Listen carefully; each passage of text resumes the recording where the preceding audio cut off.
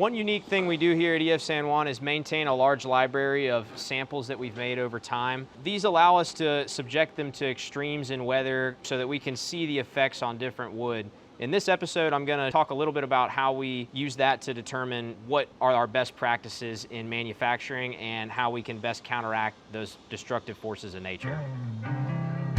Welcome to Real Wood. Over time, wood moves, changes, as we spoke about.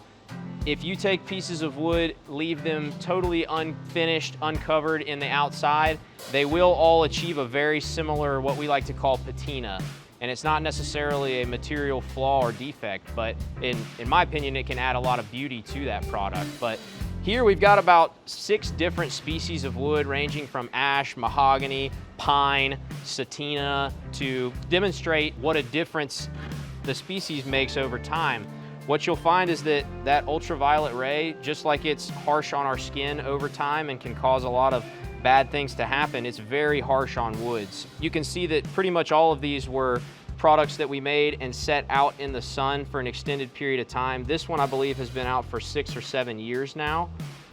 But the crazy thing is, if I take this and flip the part around, you'll actually see the backside still has retained most of its color. This has no finish on it of any type. It's just a raw product. So when you design products in a way that they stay together, they can develop a beautiful natural patina over time and actually achieve the look that many architects seek out nowadays.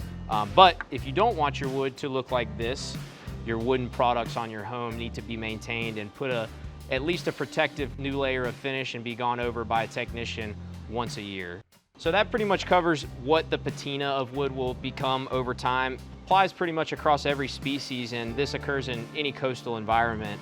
Next time, we're going to talk about how we counteract those effects of nature and design our products in a way that they can stand the test of time. We'll see you next time on Real Wood. If you're enjoying these episodes, please like and subscribe to our channel. Drop a comment and let us know things that you'd like to learn about, things you'd like to see.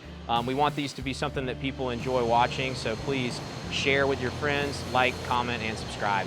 Thank you.